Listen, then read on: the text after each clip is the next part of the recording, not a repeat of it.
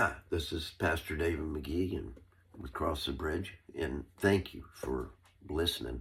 And I hope and pray, and I'm almost positive you're going to get something really good out of this. We're looking at Proverbs 18 because today's the 18th day of July here in the U.S. and North Carolina. And I want to help you understand part of what it's saying here. In Proverbs 18, verse 1, and I'm reading from the Tree of Life Bible. It's a great Bible. If you don't have one, you need to get one. If you'd like us to get one for you, we can do that. Just drop us a line. We may even have some in stock. Anyway. One who isolates oneself seeks his own desire. He defies all sound judgment. One who isolates oneself seeks his own desire. He defies all sound judgment. Now, see, this is one of those scriptures that we need to apply in balance, and here's why. We each need, every day, some alone time. A lot of people, some people have problems when they retire or semi-retire because all of a sudden they used to always be apart, now they're always together, and now they start fighting. So be careful of that one. I can relate to this. I had a disappointment, severe disappointment, so severe depression following. When, men I'd trained up and was wanting to, hand ministry off to, God said no.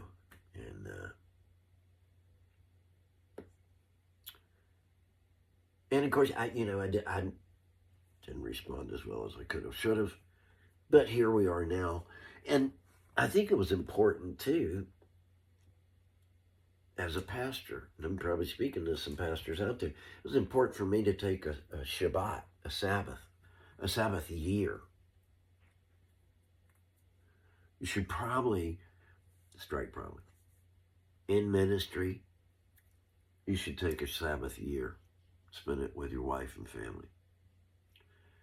Every seventh year, get somebody else to preach for you. I was going to do that, and didn't.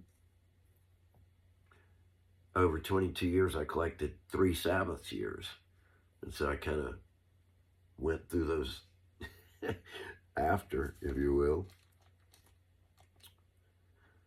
And let me mention another part of this is the 10 Commandments. How do you view those? If you think, oh, those aren't really for today, or, well, it's a good moral code, but God doesn't expect us to try to adhere to it.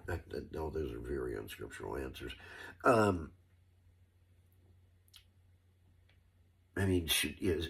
Don't murder. Do not murder. No murder, literally. Not killing. Because, God does say, he gives military counsel, gives military strategy to them. But if you look at that and go, no, I don't like the 10 Commandments, so I'm not going to follow them. The 10 Commandments are the greatest law and moral code ever given to this world, and they were given by God, the God of Abraham, Isaac, and Jacob, who produced his son, Yeshua as Mashiach, Jesus as Messiah. So, and then of course, what about the other commandments? Not stealing, not committing adultery, not coveting.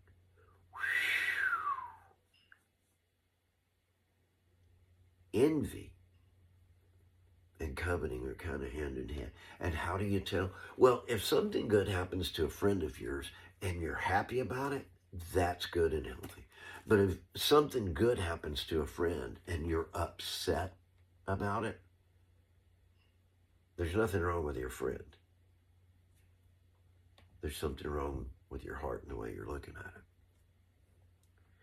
it. Keep in mind, and some people get confused, they think after they're born again, they can't willfully sin. And I mean, that's, you willfully sin until you're born again. And then you try and you're successful in growing out of some of those sins, slowly and surely. So you can't just look at the Ten Commandments and say, well, I don't want to do that one or this one. Yeah, they are all for our benefit. There's no other gods but God.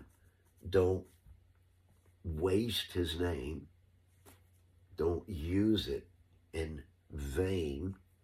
When you speak to him. Number 4, the Sabbath. I encourage you to celebrate that every week.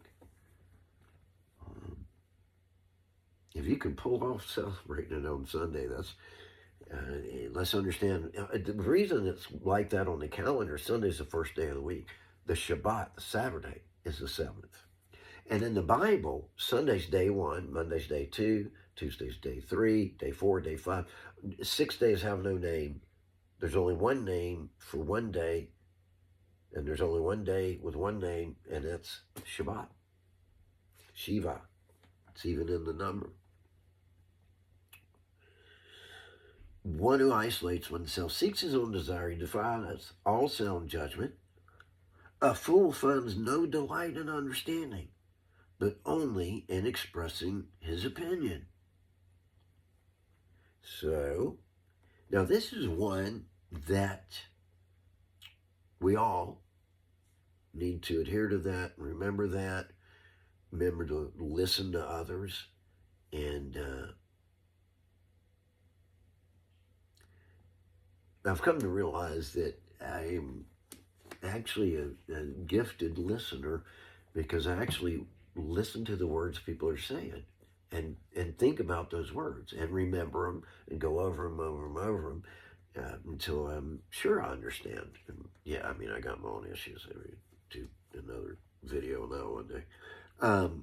But I think that's important to understand, to have clear communication. We've probably all had this thing, where we're getting ready to go to fellowship, go to church, go out to a restaurant, go on a date, whatever, and ask somebody, hey, does this look okay? And sometimes, most time people don't even look, don't even care, honestly. But sometimes they do look and they do care, and they go, I probably wouldn't wear that shirt with that. Oh, and so sometimes we get mad, offended at that when we ask them for their opinion, right? So that would be an example. You're going to go on out and wear it, even though your friend just said,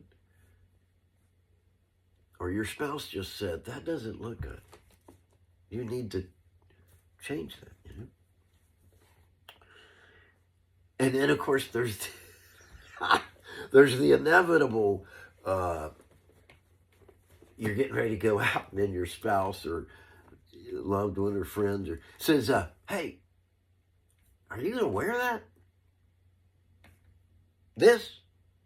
No, I was just joking, just teasing with you. I'm not wearing this. I was acting like I was going out the door when actually I'm going back to the closet to change. You got me. But if you, again, it's like, are you going to wear that? Yes, I'm going to wear this. That's not listening, right? And that's why in Proverbs 17, chapter 17, from yesterday, verse 10 says, a rebuke makes a greater impression on a discerning person than 100 lashes on a fool.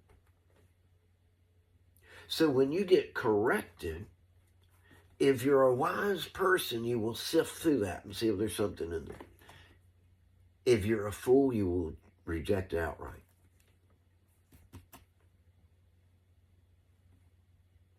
Incidentally, Proverbs 17:9 is a Interesting. Whoever covers up an offense seeks love. Whoever repeats a matter separates close friends. And we almost look at, we like the opposite. Whoever repeats a matter seeks love. Whoever covers up an offense separates close friends. That's not what it says.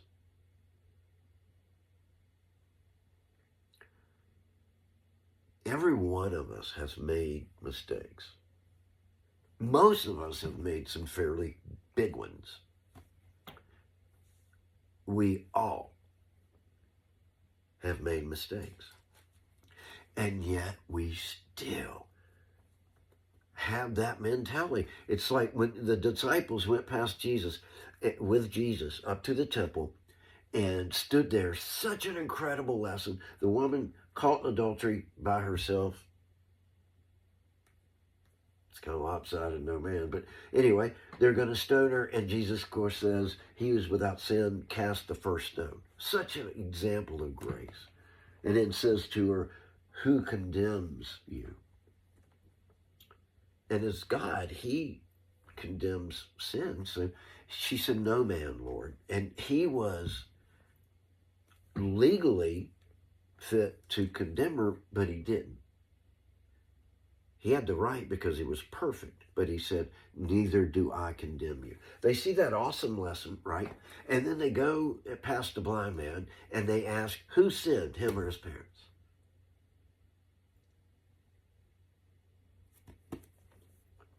Disciples act a lot like Christians, don't they? So that verse says, whoever covers up an offense seeks love. Whoever repeats a matter separates close friends. Don't repeat things. Somewhere in your life, somebody's going to tell you something important that matters, that needs to be held in confidence.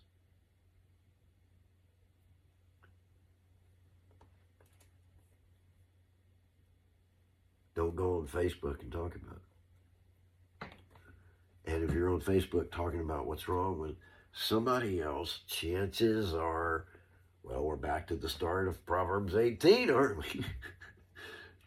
You know? So, whoever covers up his offense seeks love. And I know I'm back in 17, but here's something that's beautiful. Whoever covers up an offense seeks love. Let me remind you of something. For God so loved the world that he gave his only begotten Son, that whoever believes in him should not perish, but have everlasting life. For he did not come into the world to condemn the world, but to save it.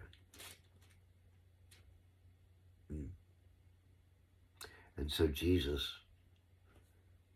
not only covers our offense, kofar, in the Hebrew, it's like covering up the ark, the atonement at one minute, but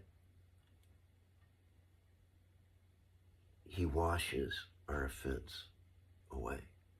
And he does seek love. He seeks our love. And that's why we go back time and time again to the Gospel of Matthew in 22, when he said, they say, what's the most important part of the Bible? And Jesus says, love God with all your heart, mind, and soul, and love your neighbor as yourself. I love that old praise tune. Came out of the Denver Vineyard. Great guys. Got to work with all those guys. That more love, more power. Love you with all my heart. I want to love you with all my soul. Love you with all my mind.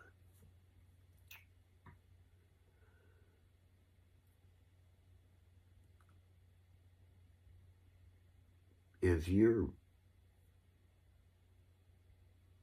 dealing with personal mental health problems or spiritual battles, or maybe somebody in your family is, let me encourage you to be active. And here's one that don't be a pacifist Christian in your family. Your family at times needs you to stand up and fight for them. And every now and again, your family needs you to stand up and fight with them. Because some fights are worth fighting. And keep in mind, even when somebody tells you, well, your child's this, or your spouse is that, or your parents are this, or your father's that, your mother's that, this set of initials or whatever, that's not the last word. He gets the last word. God gets the last word. And he's a gracious, loving God. And so that's why, we're getting more active in our ministry, because I was taking a sabbatical. I was ministering to one of our kids who was really going through it and needed some help. And it was very interesting that people counseled me to institutionalize them so I could get on with the ministry.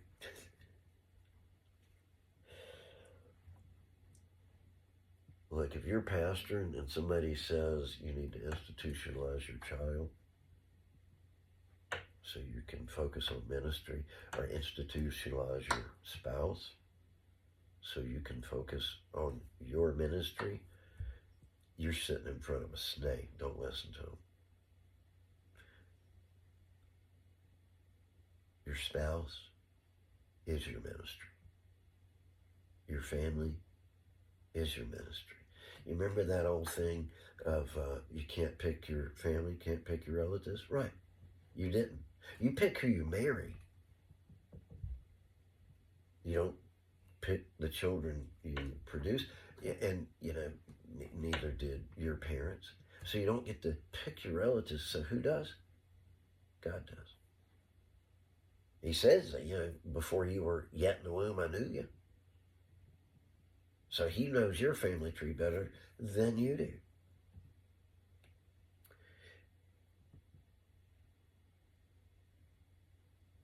Take the time to listen to your spouse. Take the time to listen to your family. And if you have a true biblical friend, take the time to listen to them. And so at certain times, if you're running around like an idiot, don't you want somebody to tell you that loves you? I was going through some stuff a couple of years ago, and somebody, just pretty much, it was a little more eloquent than that, but pretty much you're being an idiot. Stop, And I appreciated them telling me that they thought that. Now, they might have been wrong. They weren't in this particular, but so that's why you want good godly counsel around you. And in these days, be very careful about putting your counsel and your network and your structure all in one church. Hate to say that, but I know a lot of pastors who think their support is their elders and deacons, and they may be supportive, and at times, let me guarantee you, they're not going to be supportive. It's going to be your family and your God that support you. So there's things, I don't mean to come off as anti-church. Church is great. Most people get saved in the church. Church is not perfect. And now in America, of course, more and more heresy and just really bad concessions are being made. So be careful. But, make sure you're getting it right in your daily walk at home. And I'll repeat something. At night, thank God for the day. Go to sleep. 3 things. You wake up, thank God when you open your eyes. Because there's some people that went to sleep last night that didn't wake up. Okay? 2, hit your knee immediately and thank God for the day. Because God's got a plan for your day. Then you go to the sink, you wash your hands, and you splash your face with water, and you thank God for water, for the day, for whatever's ahead of you, and boom, the rest of the day's chicken feed, man. You got it licked after that. And if you're in the midst of a whole lot of anxiety or a whole lot of depression or a whole lot of anger or hurt or chronic pain, chronic severe pain, been there, done that. Those 3 steps will get you underway. So let me encourage you to do that. And when you need a shelter, and you will, be careful of the shelter you pick. There's some shelters out there that feel like a shelter. That's a cave and a trap. God is a good shelter. A shelter from your enemies. A shelter from the harsh things of the world. So, that thing talking about being by yourself, you should be by yourself every day for about a half hour, praying, meditating, reading scripture, journaling, observing. Take a prayer walk. Structure a prayer walk into your day. Maybe when you walk the dog. That's what I do. Barakatah, you say prayer walk, and he starts singing. So, those daily tips, I'm finding more and more, and in Messianic Judaism things, and it's capturing the power of ritual for good. It's capturing the power of habit for good, because you start something and you continue it. So start a good habit. And thank God as soon as you open your eyes. Thank God from a bended knee as soon as you step out. Thank God when you go wash your hands and splash water on your face. Water's the best moisturizer there is. And remember, you are loved. You are loved. Remember that. Read the rest of Proverbs 18 and be blessed. And tomorrow, read chapter 19. More than likely, we'll be on here. I'll post another teaching about Proverbs 19. And I look forward to seeing you here. We'll be praying for you. If you will pray for something explicitly, let us know. Just put it in the comments or email us. And also, let me encourage you, trip to Israel, May 25, pastors and leaders trip. And we've worked it out with the Jerusalem Bible Institute to do 4 teachings on our tour at biblical sites with Messianic Jews. And one's my good friend, Dr. Michael Brown, who is out of Charlotte. He's the only one that doesn't live in Israel. So you'll get a certificate that you receive those teachings from the Jerusalem Bible Institute, and that'll be awesome. So, the Lord bless you and keep you, and may his face shine upon you. May he lift you up and give you his protection, provision, favor, and peace. Shalom. And Hashem, the name, Yeshua, Jesus. And another Hebrew word, Amen. God bless you. Remember, you are loved.